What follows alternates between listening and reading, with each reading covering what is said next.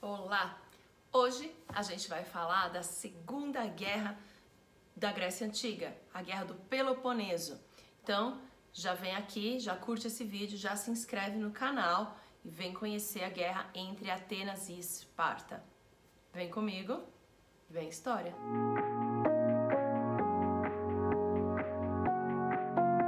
A Guerra do Peloponeso aconteceu entre duas poleis gregas, Atenas e Esparta, entre 431 a.C. até 404 a.C. A rivalidade entre Atenas e Esparta se dava bem antes do início do conflito, porque Atenas e Esparta, como a gente já viu em vídeos anteriores, tomaram caminhos de desenvolvimentos muito diferentes. Enquanto Esparta valorizava a coragem, a militarização, a hierarquia, a obedecer de ordens, Atenas se tornava uma democracia, valorizava então a filosofia, a cultura e as artes. Então, caminhos bem diferentes. Essa rivalidade foi deixada de lado quando aconteceu as guerras greco-pérsicas, que você pode assistir no vídeo anterior. Nesse momento, as cidades gregas formaram uma liga para conseguir derrotar o povo invasor. Mesmo com a guerra, Esparta criou a Liga do Peloponeso, a liga ali da região do Peloponeso, em que Esparta tinha hegemonia e dominava. A Liga do Peloponeso, ela beneficiava Esparta não só para oferecer tropas quando Esparta precisasse, mas também com acordos econômicos que facilitavam a economia então e o comércio de Esparta e as outras regiões do Peloponeso. Mas Atenas não ficava para trás. Ela também buscava reforçar a sua posição e sua hegemonia na Ática, e ela criou então também a Liga de Delos. A Liga de Delos foi criada para reforçar a proteção dos gregos contra ameaças e invasões externas, mas ela foi usada por Atenas para reforçar o seu poder e sua hegemonia na Grécia. Atenas usou parte do dinheiro do fundo coletado para a proteção da Grécia para a própria cidade de Atenas construir frotas navais suas particulares. Atenas também foi acusada de usar parte do dinheiro para reconstruir e reformar a sua própria cidade. A disputa de interesse entre Atenas e Corinto, uma outra cidade grega que fazia parte da Liga do Peloponeso, aliada então a Esparta, é que vão dar início à Guerra do Peloponeso. A disputa entre Atenas e Corinto era antiga, vinha desde 450 a.C., quando Corinto e Megra entraram em guerra por uma região ali de Istmo. Era uma região que ligava a península do Peloponeso à Grécia continental. Essa guerra ocorreu entre 460 a 445 a.C. Atenas então apoiava a cidade de Megara. A guerra terminou com um acordo de paz assinado entre as cidades que garantia a paz por pelo menos 30 anos, dando fim então à disputa.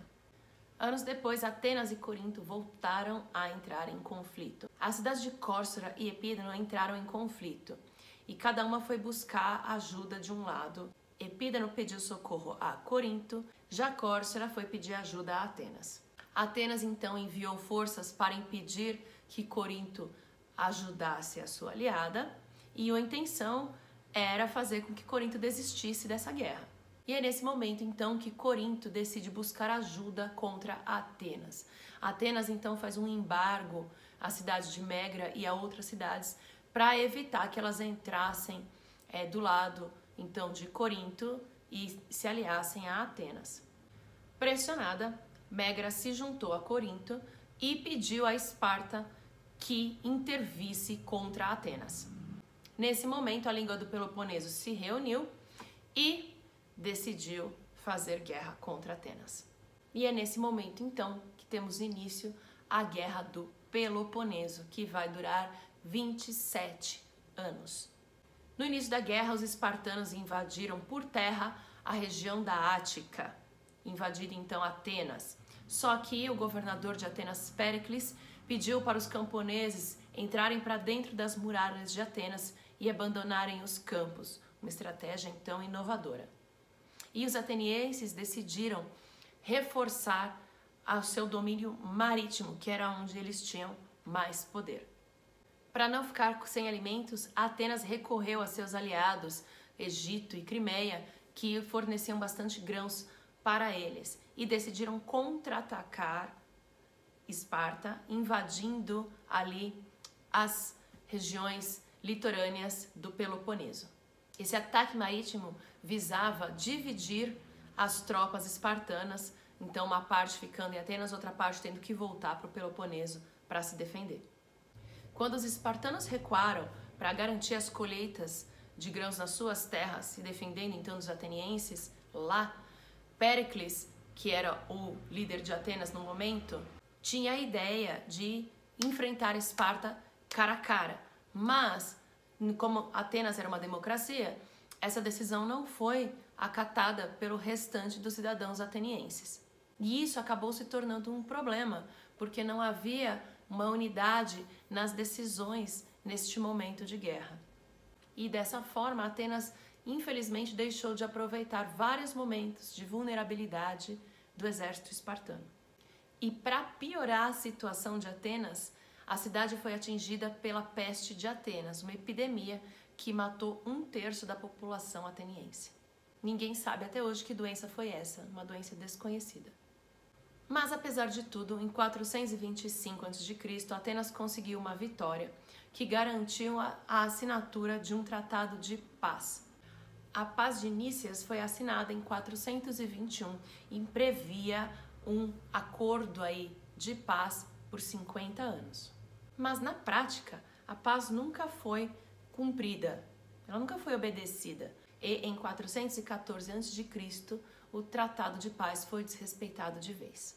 Os problemas de Atenas se agravaram após a morte de Péricles, que morreu pela doença desconhecida. Não existia uma liderança agora concreta em Atenas e a dificuldade em tomar decisões na guerra prejudicou muito Atenas. Atenas tentou fazer uma aliança com Argos, mas Argos sofreu uma derrota com Esparta e as intenções de Atenas não davam certo. Em 415 a.C., Atenas tentou um ataque contra os aliados espartanos em Siracusa, mas o ataque foi um completo fracasso. A partir de 413 a.C., Esparta passou a tomar as minas de prata de Atenas e começou então a minar literalmente a economia ateniense.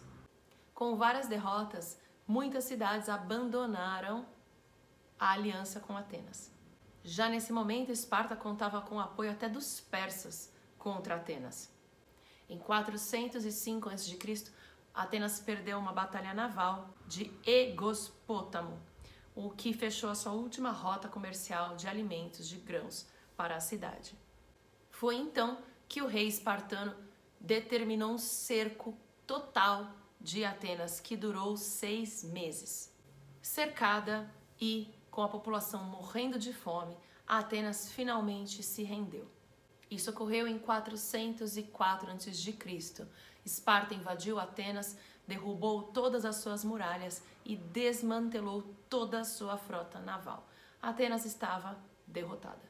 Uma das consequências da Guerra do Peloponeso foi que Atenas perdeu seu império e sua hegemonia na Grécia Antiga, e Esparta teve um breve período em que liderou a Grécia. Mas a rigidez do domínio espartano fez com que várias cidades gregas abandonassem seu apoio a Esparta e a Esparta foi perdendo poder.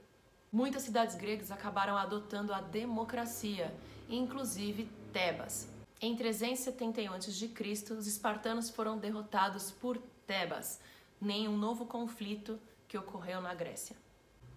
Mas o principal problema foi que depois de tantos conflitos internos, a Grécia estava enfraquecida. Eles estavam brigando entre si durante tempo demais, o que permitiu que outros povos olhassem para a Grécia e falassem: acho que é um momento interessante de invadir. E toda essa divisão interna entre os gregos permitiu que um povo vizinho, um reino vizinho, os macedônicos, invadissem e dominassem toda a Grécia. E foi em 338 a.C. que o rei Filipe II da Macedônia conquistou a Grécia. Mas esse não foi o fim da Grécia Antiga, porque a sua cultura não desapareceu. E a gente vai falar um pouquinho mais da cultura grega e também do Alexandre o Grande em próximos vídeos. Então fica ligado, curte esse vídeo, se inscreve no canal para não perder nenhuma novidade. Beijos e tchau!